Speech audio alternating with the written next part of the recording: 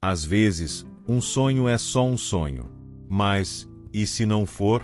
E se, enquanto você dorme, algo, ou alguém, estiver tentando te avisar? Em 1999, uma mulher desconhecida no Japão publicou um pequeno mangá. Título simples, desenhos toscos, nenhuma fama, só sonhos, rabiscados com pressa, que pareciam absurdos. Pelo menos, até começarem a acontecer. Um por um, como se cada página tivesse sido arrancada do próprio futuro. Mas o último deles, ainda não. E aqui vai o spoiler que tem tirado o sono de muita gente. No sonho final, o céu fica negro como tinta. Pessoas correm pelas ruas. Uma fumaça espessa encobre tudo. Os relógios param, marcando exatamente 5 horas da manhã. E uma figura aparece, com olhos vazios e um sorriso ausente. A data? 5 de julho de 2025. Estamos perigosamente perto.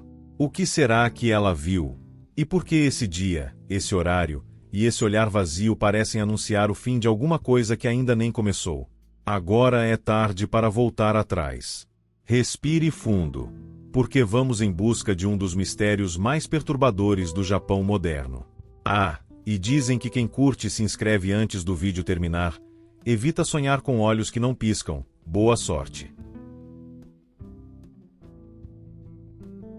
Tudo começou no dia 1º de julho de 1999, no Japão. Naquele dia, surgiu um mangá estranho. Simples, silencioso e quase invisível. O título: O Futuro que Eu Vi.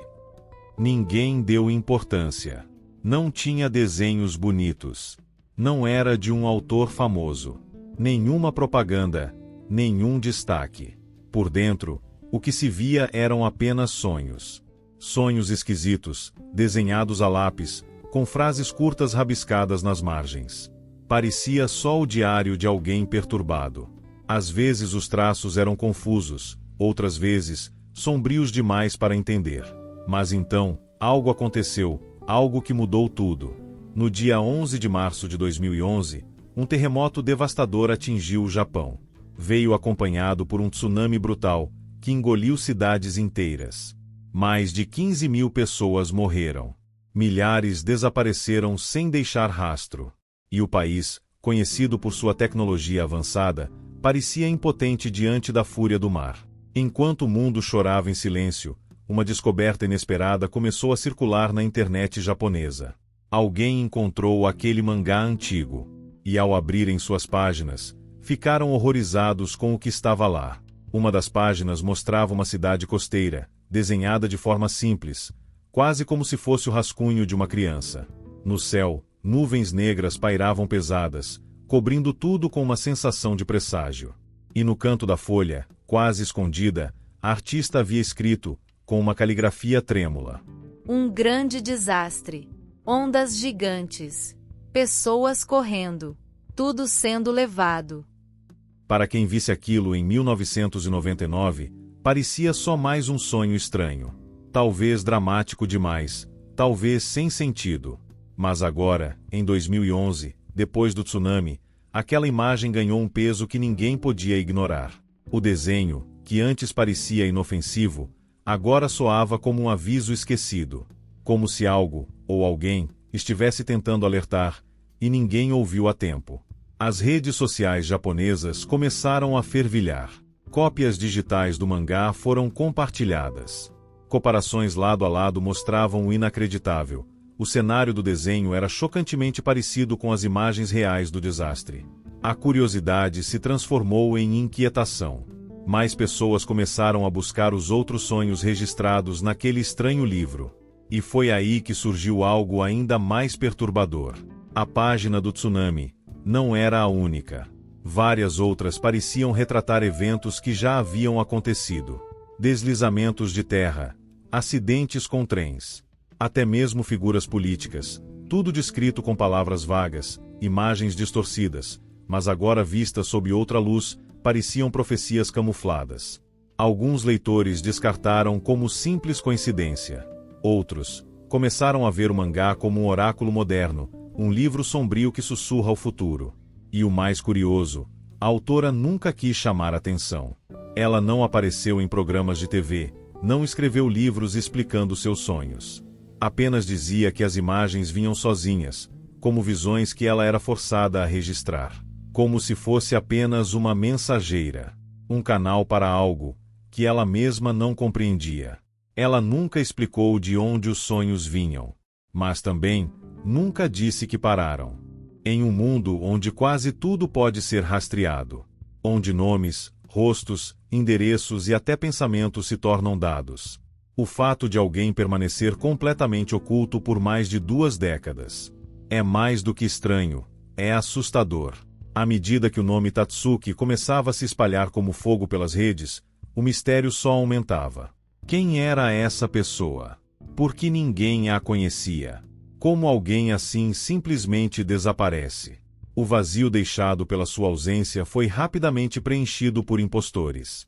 Cópias começaram a surgir como sombras. Contas falsas nas redes sociais. Perfis anônimos afirmando ser a verdadeira autora do mangá profético.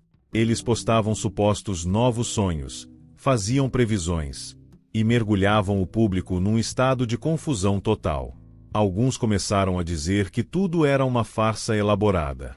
Um experimento de marketing, ou quem sabe, um delírio coletivo.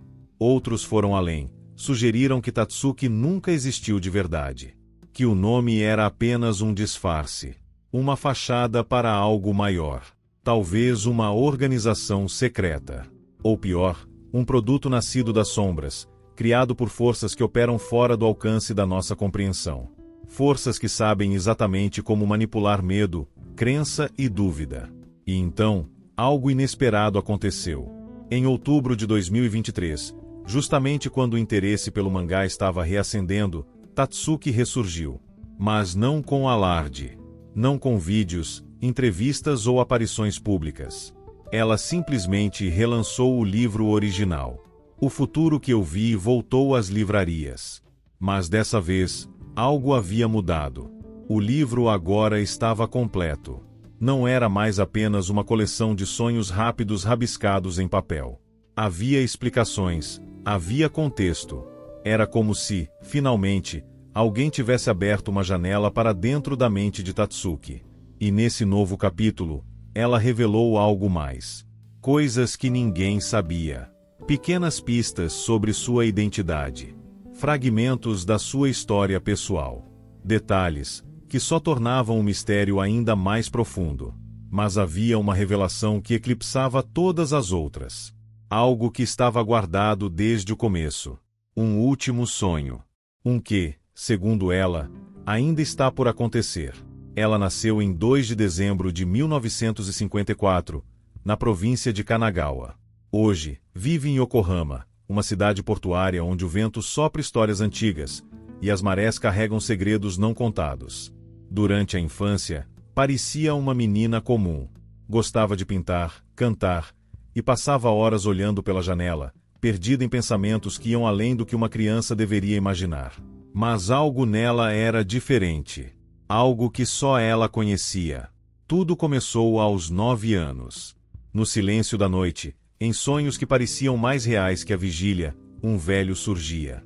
Cabelos brancos como a lua cheia. Olhos tranquilos, profundos como o oceano. E uma voz baixa, arrastada, como se cada palavra pingasse devagar, escorrendo pelas frestas do tempo. Eles caminhavam juntos por campos iluminados apenas pela luz prateada. E ali, naquele mundo etéreo, o velho lhe contava coisas. Coisas que ainda não haviam acontecido. No início, Tatsuki pensava que era apenas imaginação. Mas com o tempo, começou a perceber que havia uma ordem oculta. Um padrão. O primeiro sonho que a marcou profundamente aconteceu numa noite fria de novembro, em 1976. Ela se via em meio a uma multidão. Luzes fortes brilhavam no alto, cortando a escuridão. Um homem cantava sobre um palco. Sua presença era intensa, poderosa. As pessoas ao redor gritavam seu nome, extasiadas. Mas então, num momento estranho e abrupto, o clima mudava. O ar parecia pesado. A luz, distorcida. E a figura no palco, oscilava, como se estivesse prestes a desaparecer diante de todos. Tatsuki acordou assustada. O sonho era vívido demais, com emoções que pareciam vir de outro lugar. Ela sabia quem era aquele homem, mesmo que nunca o tivesse visto de verdade. Sabia o que aquilo significava, mesmo que não soubesse por quê. Em silêncio, pegou seu caderno e desenhou o que vira. Traços rápidos, quase instintivos. No canto da página, escreveu: palco, luzes, voz forte, depois, silêncio. Ela não contou a ninguém. Não porque tivesse medo de parecer louca, mas porque, no fundo, sabia que aquilo não era apenas um sonho, era um sinal. Um eco de algo que ainda estava por vir. E a partir daquele momento, ela passou a registrar tudo, cada visão, cada cena, cada fragmento do que o velho dizia enquanto caminhavam sob a lua. Não importava se ela entendia ou não. O importante era aguardar, antes que o tempo os levasse embora. E foi assim que surgiu o futuro que eu vi. Um diário de sonhos que, aos poucos, começou a contar uma história que ninguém esperava. 15 anos se passaram desde aquele estranho sonho. E no dia 24 de novembro de 1991, o mundo inteiro parou. As manchetes dos jornais estampavam a mesma figura. As emissoras pausaram sua programação habitual. Documentários começaram a ser exibidos, tributos surgiram em todos os cantos. E uma comoção profunda tomou conta de milhões de pessoas. Tatsuki, agora adulta, estava em casa quando viu as imagens na televisão. Reconheceu cada detalhe. Não apenas o rosto, nem apenas a canção, mas algo muito mais sutil e perturbador. Havia, em meio às homenagens, uma reportagem especial sobre fãs que planejavam produzir um filme. Uma cinebiografia, um tributo eterno, era apenas uma cena rápida, poucos segundos, mas foi o suficiente. Ela correu até um armário antigo, abriu uma caixa desgastada pelo tempo e tirou de lá o velho diário de 1976. Folheou com mãos trêmulas. E parou. Ali estava. Um quadro desenhado com traços simples, um set de filmagem, uma câmera, um foco de luz artificial, e uma figura no centro da cena sendo interpretada por um ator. Acima, uma legenda escrita à mão. Eles reconstroem o que já foi, mas não é o mesmo. Tatsuki sentiu um frio na espinha. Não era o evento em si que mais a inquietava, mas o fato de que, dentro de um sonho, 15 anos antes, ela já sabia como o mundo reagiria. Sabia que aquele artista não seria apenas lembrado, mas representado, retratado, revivido, não pela vida, mas pela memória coletiva. Foi nessa noite, sozinha com seu caderno e com o silêncio da televisão ainda acesa, que ela percebeu algo que jamais conseguiria esquecer. Os sonhos não eram apenas visões aleatórias. Eles tinham sequência, tinha contexto, tinham intenção. E o velho, aquele guia onírico de voz calma e olhos gentis, não era apenas uma invenção de sua mente sonhadora. Ele estava tentando mostrar algo, um padrão, um aviso e, talvez, um destino que não poderia mais ser evitado. Outros sonhos também se concretizaram. À medida que o tempo avançava, os registros de Tatsuki deixavam de parecer devaneios para assumir contornos cada vez mais reais e assustadores. Uma das páginas mostrava 2 prédios altos, cercados por pequenas figuras correndo em pânico, cobertas por uma nuvem escura de poeira. Era de 1995. 6 anos depois, em 11 de setembro de 2001, o mundo assistiria ao colapso das Torres Gêmeas em Nova York. A semelhança era desconcertante. Até mesmo a inclinação dos edifícios no momento da queda estava desenhada ali, com a mesma precisão de um presságio. Outro sonho, datado de 1999, retratava uma onda descomunal subindo sobre pequenas embarcações e engolindo casas frágeis em uma costa tropical. No canto da página, uma frase curta e carregada de inquietação. As águas não têm piedade. 5 anos depois, em 26 de dezembro de 2004, o tsunami do Oceano Índico deixou mais de 230 mil mortos em 14 países. Era como se as páginas do mangá estivessem assistindo de antemão. Como se fossem uma janela invertida no tempo, onde o futuro gritava por atenção e ninguém ouvia, mas o mais arrepiante viria depois. Em 2008, Tatsuki publicou um esboço sem título. Uma mulher de máscara caminhava sozinha por uma rua deserta, as vitrines estavam fechadas, havia avisos de emergência colados em postes, pessoas eram mostradas em casa, isoladas, olhando o mundo pela janela, a legenda dizia: Quando o ar se torna ameaça, todos aprendem a se esconder. Em 2020, a pandemia da Covid-19 paralisaria o planeta, toques de recolher, hospitais colapsando, máscaras se tornando parte do cotidiano, e um silêncio global que muitos jamais esqueceriam. Cada nova tragédia parecia ter sido anunciada com antecedência, como se o tempo deixasse pegadas atrás de si, visíveis apenas para Tatsuki. E, diante disso, o que mais importava já não era o passado, mas sim, os sonhos que ainda não haviam se realizado. O que restava naquele livro agora carregava o peso do medo e da curiosidade humana. Porque, entre as páginas que ainda estavam por se cumprir, havia uma, em especial, marcada com uma data. 5 de julho de 2025, às 5 da manhã, sem título, sem explicações. Apenas um desenho, e um silêncio opressor ao redor dele, era o último sonho. E talvez, o mais importante de todos. Mas e se não for apenas imaginação? A figura do sonho final permanece enigmática.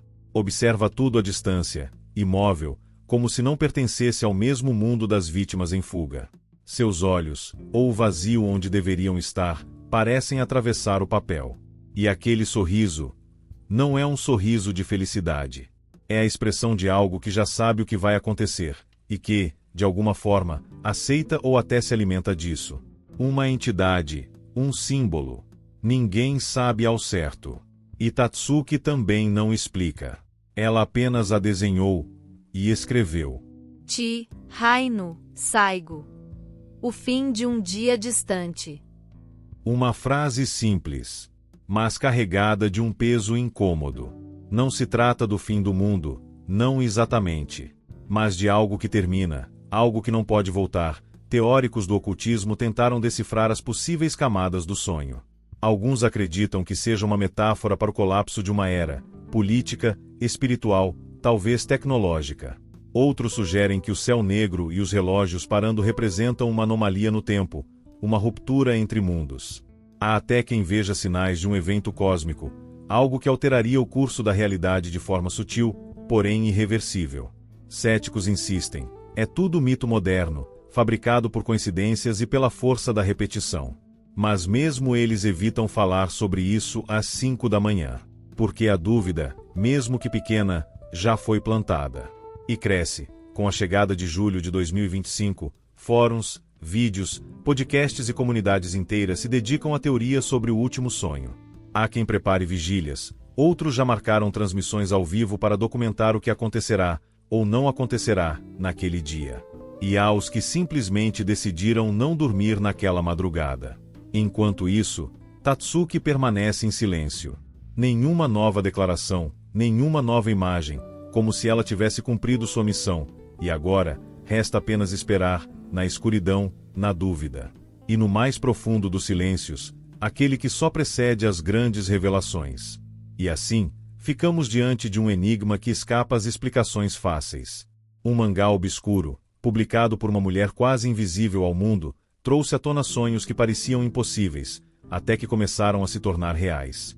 Agora, o último deles paira como uma sombra sobre o calendário, silencioso, esperando apenas que chegue o momento marcado, 5 de julho de 2025, às 5 horas da manhã. Será esse o desfecho de algo maior? Um alerta vindo de um lugar que não compreendemos? Ou apenas mais um símbolo do medo humano diante do desconhecido? Talvez nunca saibamos, mas uma coisa é certa. Até lá, esse mistério continuará vivo, sussurrando entre páginas amareladas, alimentando especulações e talvez invadindo nossos próprios sonhos. Se você chegou até aqui, é porque, como eu, sente que há algo além do que conseguimos ver.